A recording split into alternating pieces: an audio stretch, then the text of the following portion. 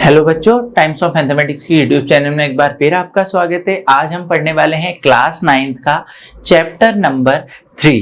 इससे पहले चैप्टर 1 और 2 हम पढ़ा चुके हैं, जिसका लिंक आपको डिस्क्रिप्शन बॉक्स में मिल भी जाएगा और आई बटन में हम आपके लिए यहाँ डाल देंगे चैप्टर नंबर 1 और इसके बाद अब चैप्टर नंबर 2, तो आप देख सकते हैं। तो अब स्टार्ट करते हैं, चलिए चैप्टर नंबर 3, जिसका नाम है निर्देशांक ज्यामिति।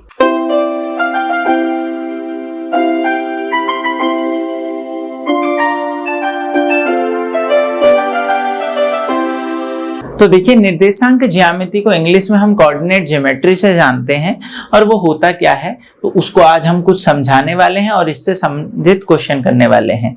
अगर मैं बात करूं 9th क्लास के एग्जाम में, तो एग्जाम में यहाँ से एक क्वेश्चन जरूर बनेगा और बहुत ही सिंपल और फ्री के नंबर देके जाने वाला ये चैप्टर है।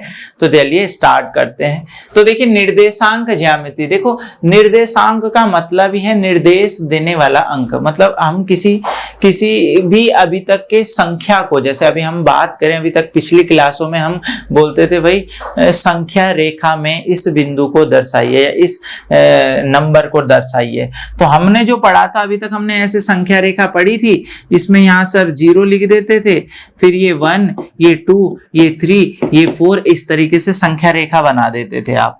हम बोलते थे 3 कहाँ है, तो आप बोलते थे संख्या रेखा में 3 है। हम बोलते थे 2.5 कहाँ है, आप बोलते थे 3 और 2 के बीच में 2.5 संख्या लिखी हुई। तो संख्या रेखा पे किसी नंबरों को, संख्याओं को दर्शाया जाता था, लेकिन बिंदु को दर्शाने के लिए निर्देशांक ज्यामिति की जरूरत पड़ती है। इसमें हमें एक्स अक्ष और वाई अक्ष की जरूरत पड़ती है। तो पहले तो किसी भी बिंदु को लिखते समय जरा ध्यान देंगे, कोई भी बिंदु है उसको लिखने के लिए ABCD का ये लेटर्स का यूज होता है, अल्फाबेट्स का। तो ये A या B या C या D ये नाम है, किसी बिंदु के नाम रखने के लिए हम ABCD का यूज करते हैं। तो ये जैसे किसी बिंदु को A बोल दूंगा मैं, किसी बिंदु का नाम B, C, D, E, F, G, H, S, इस तरीके से नाम से हम किसी भी बिंदु को पहचान सकते हैं। अब उसके बाद जो ये होते हैं X, Y, मैंने यहाँ पर ऐसे लिखा है क्योंकि ये पहले वाले स्थान, पहले वाले मान को हम हमेशा X का मान कहते हैं, दूसरे वाले मान को हम हमेशा Y का मान कहते हैं। तो ये इस तरीके से पढ़ा जाता है कि बिंदु A के, और ये क्या है, ये जो ब्रैकेट में ये है A के निर्देशांक, मतलब बिंदु A है कहाँ, ये हमें निर्देश देंगे ये जो अंदर के अंक लिखे हुए हैं। सिंपल भाषा में क्या, कि जो भी बिंदु होगा उसके ये अंदर का जो ये ब्रैकेट में ये 2 अलग अलग नंबर लिखे हैं, या एक जैसे ऐसे भी नंबर हो सकते हैं, कॉमा बीच में है। तो ये पहला नंबर X के मान को दर्शाता है, दूसरा नंबर Y के मान को दर्शाता है, और इस ब्रैकेट को पढ़ा जाता है बिंदु A के निर्देशांक। जैसे बिंदु B के निर्देशांक ये है -2,5, बिंदु F के निर्देशांक है 4,6। तो इस तरीके से हम किसी भी बिंदु को पढ़ते हैं। अब उनको दर्शाने के लिए एक हम निर्देशांक तल का यूज करते हैं। इस पूरे चित्र को हम नाम बोलते हैं निर्देशांक तल। मतलब तल मतलब ऐसी जगह जहां पर हम अपने बिंदु को रख के दर्शा के बताते हैं। तो ये एक 2 डायमेंशन है, मतलब इसमें एक ये X अक्ष रेखा होती है और एक ये Y अक्ष रेखा होती है, ठीक। और जहां एक दूसरे को काटते हैं, यहाँ बीचों बीच ये मूल बिंदु कहलाता है। और मूल बिंदु का मतलब यहां से ही शुरुआत होती है X की और Y की। आप देख रहे होंगे नंबर बनाना बहुत जरूरी है। कैसे, क्या कहा मैंने, इस चित्र को हम बोलते हैं निर्देशांक तल। क्वेश्चन आपका ऐसा आएगा कि दिए गए बिंदुओं को निर्देशांक तल में प्रदर्शित कीजिए। तो आपको ये बिंदु देंगे और हमें इस तल पे दिखाना पड़ेगा ये बिंदु कहाँ है, वो हम अभी कराएंगे। और इसके बाद एक छोटे से थोड़ा सा क्वेश्चन है, बड़ा छोटा सा चैप्टर है ये हमारा, ठीक है।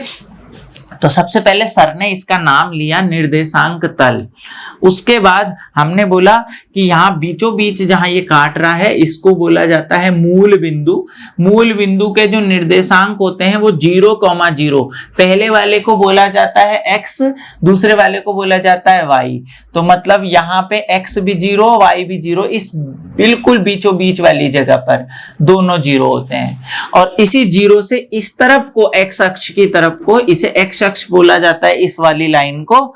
तो यहाँ पर गिनती यहाँ से 1 2 3 4 5 6 7 8 9 10 जितनी हमें जरूरत होती है ऐसे आगे बढ़ाती है, धनात्मक दिशा है ये। और ये x का माइनस में मान यहाँ की तरफ आता है, 0 से इस तरफ को कहाँ है, -1 -2 -3 -4 -5 -6 -7 -8 -9 -10, इस तरीके से इस तरफ को माइनस में चलेगा x का मान और इस तरफ को प्लस में चलेगा, मूल बिंदु से उस तरफ प्लस पे और इस तरफ माइनस में। बिल्कुल इसी तरह से ये खड़ी जो लाइन दिख रही है इस लाइन का नाम है y अक्ष। इस y अक्ष का ये जो मूल बिंदु है, मूल मतलब शुरुआती बिंदु, तो इस शुरुआती बिंदु से ऊपर की तरफ तो धनात्मक दिशा रहेगी, 1 2 3 4 5 6 7 8 ऐसे। ऐसे नीचे जब करेंगे तो -1 -2 -3 -4 -5 -6 -7 -8 ऐसे नीचे को। तो सबसे पहले तो ये बनाना आना चाहिए आपको, और अगर ये आपको बनाना आ गया तो आप किसी भी बिंदु को बड़े आराम से दर्शा सकते हैं।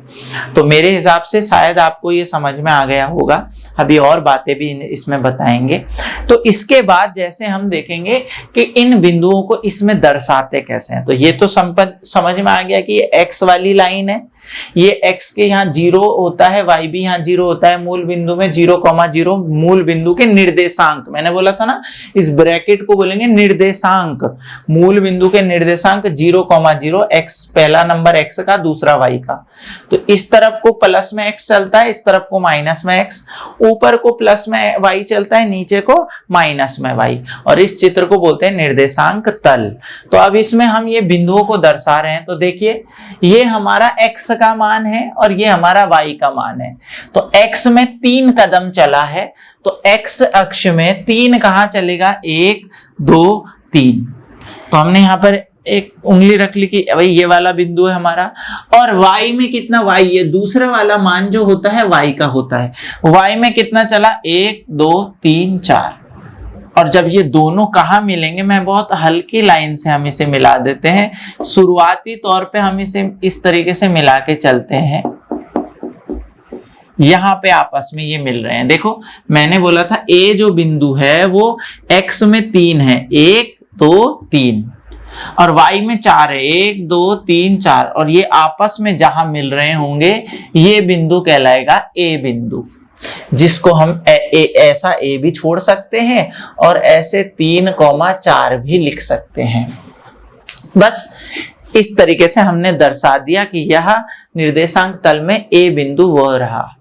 इसी तरीके से हम जब दूसरे b बिंदु को दर्शाने की बात करेंगे, b बिंदु कहां पर होगा, तो मैंने देखा x की वैल्यू है -2, y की वैल्यू है 5, तो x में -2, मैंने बताया था x में माइनस इस तरफ को होता है, तो ये रहा x का -2, y में 5 और y में +5 ये यहाँ पे।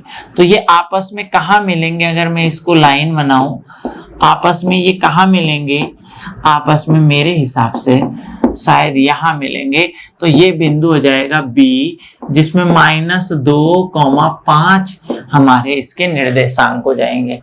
x पहला वाला x में माइनस की तरफ को 2 और y में प्लस की तरफ को 5, और दोनों आपस में यहां मिल रहे हैं। क्लियर है।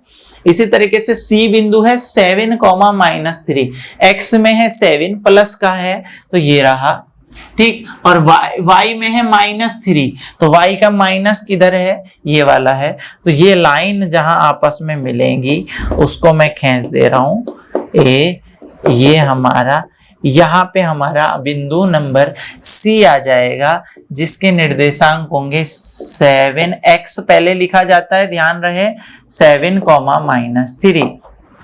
बड़ा आसान है इस तरीके से चीजों को बनाना। तो अब हम थोड़ा सा स्पीड में बनाएंगे। D बिंदु -3 -4, x में -3 y में -4, तो x में -3 y में -4, तो कहां मिलेगा,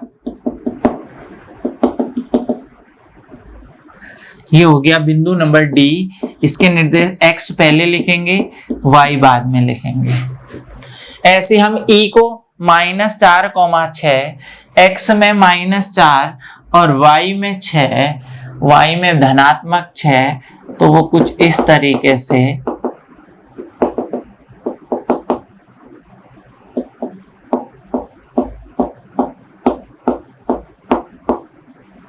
ये बिंदु नंबर ई हो जाएगा -4,6, x में माइनस और 6 ऊपर। ठीक, इसी तरीके से 4,6 बोले तो 4x में 4 और y में 6, तो यहां मिलेगा, यहां मिलेगा, थोड़ा सीधा करके, कौन सा नंबर है ये, f नंबर है 4,6।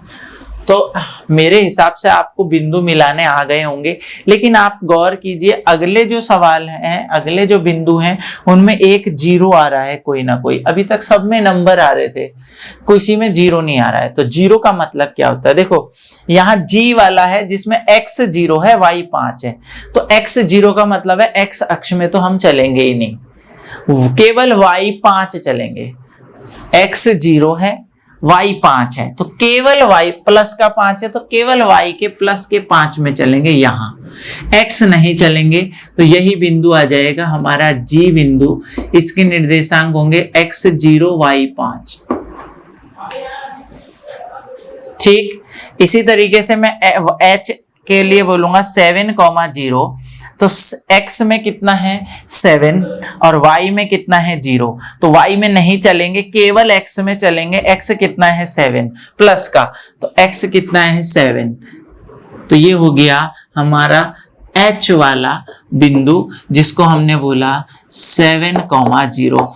0 इसलिए क्योंकि y में हम चले ही नहीं।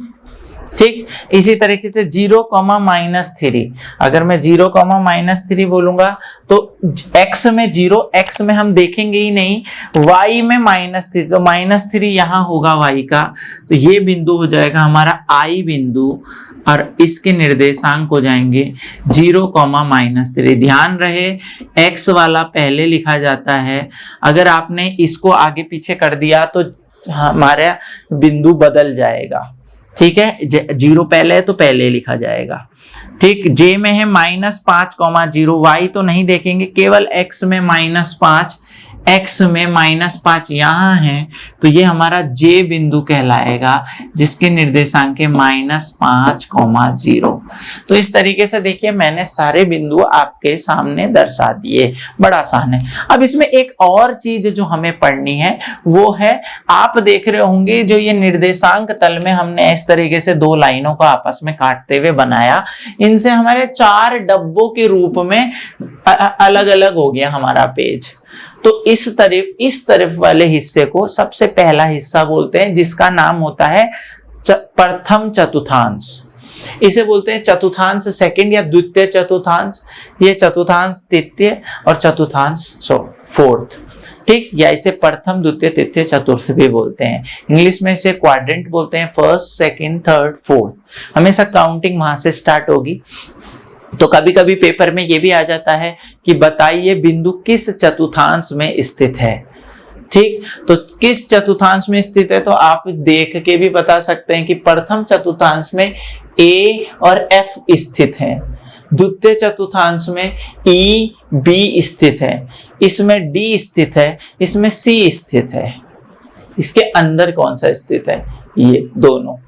ठीक, लेकिन एक तरीका और भी है, हम डायरेक्ट बता सकते हैं। उसके लिए मैं थोड़ा सा यहाँ पर आपको समझाऊंगा कि देखिए, जब हम अगर गौर करें तो ध्यान देंगे, ये x इस तरफ धनात्मक है और y इस तरफ धनात्मक है। मतलब ये वाला जो बॉक्स है वो किन 2 लाइनों से मिलके बना है, x की प्लस वाली और y की भी प्लस वाली लाइन से मिलके बना है।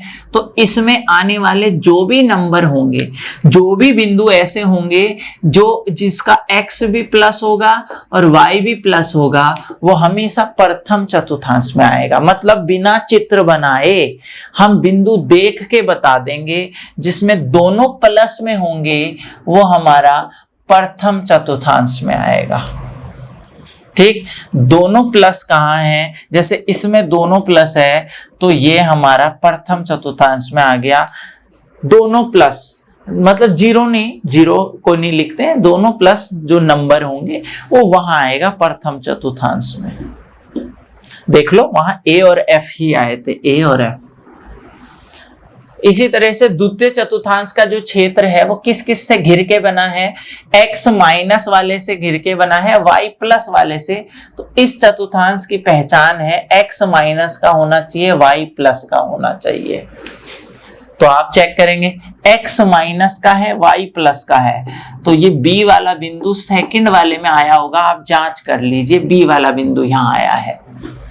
फिर x माइनस में है, y ये वाला नहीं होगा, x माइनस में चाहिए, y प्लस में, ये रहा x माइनस में y प्लस में, ये भी सेकंड वाले डब्बे पर आएगा। ठीक, इसी तरीके से मैं तीनों का लिख रहा हूं। इसमें अगर मैं बात करूं, ये वाला एरिया किस किस से घिर के बना है, x के माइनस वाले से, y के माइनस वाले से। तो इसमें इस क्षेत्र में दोनों माइनस वाले नंबर आएंगे, जैसे ये -3 -4, तो ये तीसरे वाले चतुर्थांश में आएगा यह बिंदु। तो आप बिना ये बनाए केवल इन से भी आप बता सकते हैं। पेपर में ऐसे लाइन खींची, देख लिया, इधर पहला प्लस प्लस, इधर माइनस माइनस, इधर माइनस प्लस, इधर क्या होगा, ये वाला डब्बा किससे मिलके बना है, x। हमेशा ब्रैकेट में पहले x लिखा जाता है, फिर y लिखा जाता है, x का प्लस और y का माइनस। तो जिसमें भी x प्लस में होगा और y माइनस का नंबर होगा, वो हमारा फोर्थ वाले पर आएगा। क्लियर है? ये तो हमने बता दिया चिन्ह के आधार पर। साथ में अगर मैं इसकी बात करूं, जीरो, अगर किसी में जीरो आ जाए तो हमने बोला था x जीरो है तो x को देखेंगे नहीं, केवल किसको देखेंगे, y को। तो अगर कोई एक नंबर जीरो है तो फिर तो हम x वाले को देखेंगे नहीं, केवल y मौजूद है, केवल y है, तो ये किस में है, x नंबर नहीं है, केवल y का नंबर है, तो ये y अक्ष में मौजूद है। अगर दोनों नंबर दिए हैं, जीरो कोई सा भी नंबर नहीं है, तो वो डब्बों के अंदर होंगे, और अगर एक भी जीरो आ गया तो वो पक्का किसी ना किसी लाइन के ऊपर होगा, या तो x अक्ष के ऊपर होगा या y अक्ष के ऊपर होगा। तो देखो जैसे यहां देखा मैंने, जीरो y में जीरो है, तो ये 7x का मान, केवल x का मान है, तो पक्का ये x अक्ष के ऊपर बिंदु है। आप जांच कर लो, ये x अक्ष और ये रहा बिंदु, क्योंकि y है ही नहीं। सेम यही चीज यहां भी होगी, x जीरो y का नंबर है, तो केवल y में नंबर है। यहां अगर कोई नंबर होता तो डब्बे के अंदर आ जाता। ये बिंदु में जीरो आ रहा है, तो ये y अक्ष पे स्थित बिंदु है। आप देख लो, ये खड़ा हुआ y अक्ष और ये बिंदु इसमें है, और ऐसे यहां x है, तो ये x अक्ष पे बिंदु है। तो ये ध्यान रखना है कि अगर कोई जीरो है तो वो उसको छोड़ देना है, सीधे जीरो वाले में हम लाइन पे होते हैं, और अगर दोनों नंबर लिखे हैं तो हम इन चार डब्बों में से एक में होते हैं। वो हम चिन्ह के आधार पे भी बिना ये बनाए डायरेक्ट बता सकते हैं कौन कौन से चतुर्थांश में स्थित है। तो इस तरीके से ये हमारा पूरा बेसिक है हमारे निर्देशांक ज्यामिति का। ठीक है, अब हम क्या है कि जो हमारा जो सिलेबस कटा हुआ है उसमें हमारी 3.1 और 3.2 दो एक्सरसाइज दी गई है।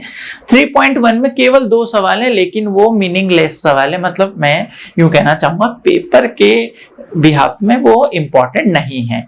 हम कर रहे हैं जो आने वाला क्वेश्चन है और जिससे गारंटी आएगा, जो मैंने ये बिंदु छांटने सिखाए, इसको अच्छे से दोबारा देखना है, यहां से आपका पूरा पेपर हो जाएगा। और एक जो बची हुई चीज है, जो क्वेश्चन आपका है 3.2 पे, हम उसको करा के, और चैप्टर पे और कुछ नहीं है, सब कट चुका है, इस चैप्टर का एंड करेंगे। तो चलिए स्टार्ट करने वाले हैं हम 3.2। और कोई बच्चा फिर कहीं 3.1 मत ढूंढने लग जाना, क्योंकि 3.1 में केवल 2 सवाल हैं, और वो केवल थोड़ा से प्रैक्टिकल बेस है, या यूं कह सकते हैं, या वो एग्जाम में आने वाले सवाल नहीं है वो। ठीक है ना। तो केवल हम डायरेक्ट कर रहे हैं 3.2 का क्वेश्चन नंबर जो हमारा देखते हैं और जो इम्पोर्टेंट होता है वो कराते हैं। तो चलिए स्टार्ट करते हैं एक्सरसाइज 3.2। तो देखिए क्वेश्चन नंबर 1 कर रहे हैं हम 3.2 एक्सरसाइज का। अब क्वेश्चन नंबर 1 क्या दिया है मैं आपके सामने रीड कर रहा हूं, क्योंकि हमने जो ये अभी निर्देशांक तल पढ़ा है इसमें से ही हमारे आंसर छुपे हैं।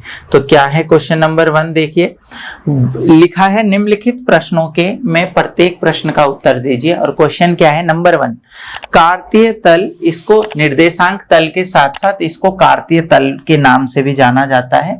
लिख लेंगे इसका एक नाम हमारा कार्तीय तल भी है।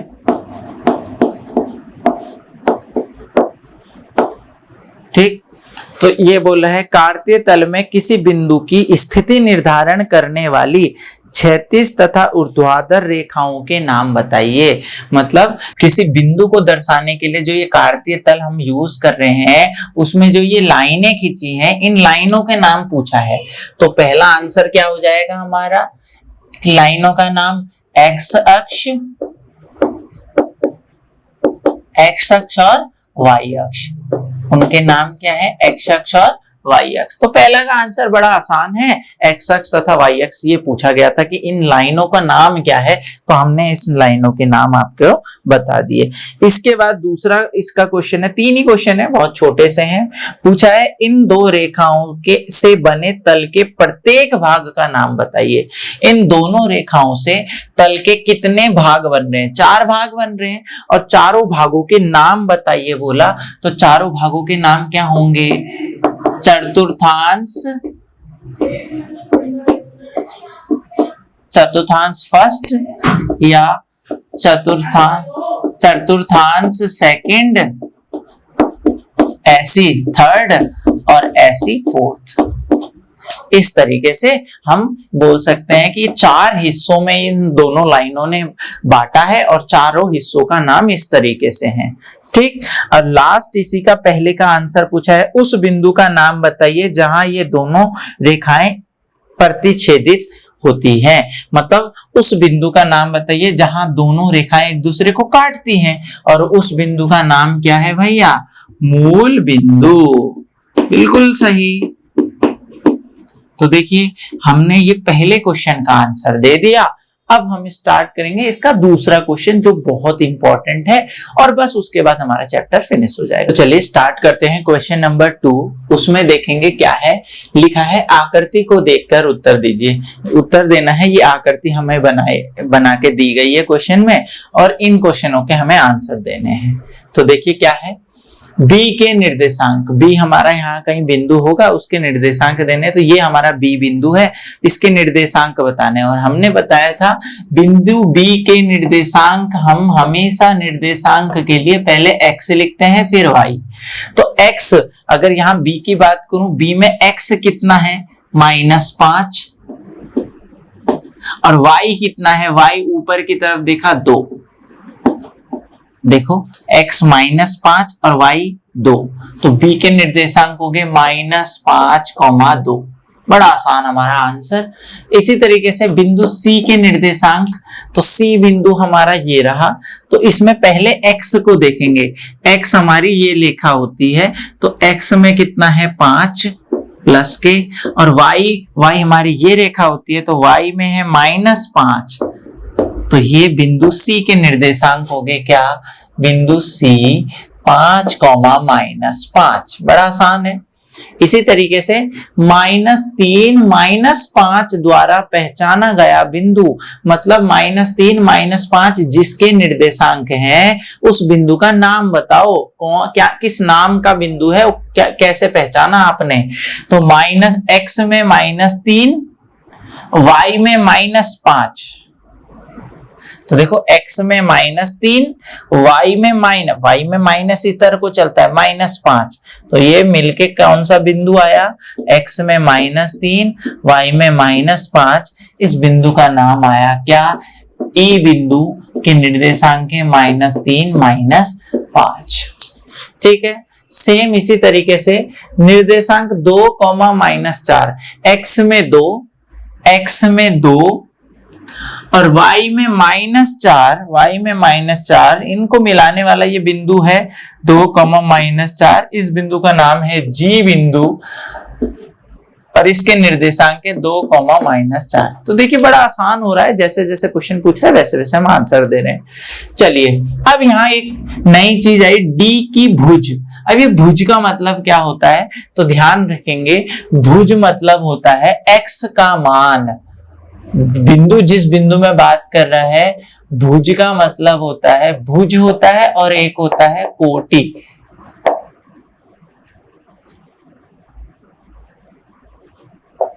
तो ये इस तरीके से हम किसी भी बिंदु को लिखते हैं ना, ए बिंदु, तो ये x के मान को भुज बोला जाता है और y के मान को हम कोटि से प्रदर्शित करते हैं। तो वो बोल रहा है D की भुज, मतलब D बिंदु में x का मान। D बिंदु ढूंढेंगे, कहाँ है हमारा D बिंदु? D बिंदु ये है। अगर मैं इसके निर्देशांक लिखूं तो क्या होंगे, x में 6, y में 2, 6,2 होंगे ना। x पहले x देखते हैं, x में 6, y में 2। तो इस D बिंदु के निर्देशांक हो गए 6,2, लेकिन हमें केवल भुज पूछा है। भुज का मतलब है केवल x का मान पूछा है, वो कितना हुआ, 6। इसी तरीके से बिंदु H की कोटि, तो मैंने बोलता कोटि मतलब y वाले मान को हम कोटि बोलते हैं। तो H के पहले निर्देशांक देखेंगे, H बिंदु हमारा ये है, तो इसमें x कितना है, -5 और y कितना है, -3। तो कोटि पूछी है, तो कोटि क्या हो जाएगी इसकी, -3। इसी तरह से ये 2 क्वेश्चन और रह गए हैं। L के निर्देशांक, तो बिंदु L हम ढूंढेंगे, कहां पर है हमारा बिंदु L, ये रहा। अब आपको याद होगा ये अक्ष में स्थित है। कौन से अक्ष में है, y पे। y में कितना मान है और x बिल्कुल भी नहीं है भाई। y वाले अक्ष में केवल y का मान लिख, इस रेखा पे एक कोई ना कोई 0 होता है, तो y अक्ष में है तो y का मान होगा, x नहीं होगा। और ऐसी जो बिंदु M बोल रहा है, M हमारा x अक्ष पे स्थित है, तो x में केवल x का मान लिखा जाएगा। x वाली लाइन में x का मान लिखा जाएगा -3 और y का मान 0 लिखा जाएगा। तो हमने इस बिंदु L के निर्देशांक लिख दिए है 0,5 और m के लिख दिए आपके, m के लिख दिए -3,0। और इस तरीके से हमारा ये पूरा क्वेश्चन बड़ी आसानी से सरल हो गया। आई होप आपको ये सभी चीजें समझ में आई होगी। और वीडियो अच्छी लगे तो वीडियो को लाइक कीजिए, और अगर अभी चैनल पे नए हैं तो चैनल को सब्सक्राइब कीजिए। आपके क्लास में और भी आपके फ्रेंड्स हैं, उन्हें भी ये वीडियो शेयर कीजिए और बेल आइकन दबा लीजिए, जिससे नई वीडियो का लिंक आपको सबसे पहले नोटिफिकेशन पे मिलेगा। ठीक है, तो बच्चों इस तरीके से बहुत छोटा सा हमारा चैप्टर था, एक ही वीडियो में हमने सब चीज कवर कर ली। इसके बाद हम नेक्स्ट चैप्टर नंबर 4 स्टार्ट करेंगे नेक्स्ट वीडियो पे, और तब तक के लिए बाय।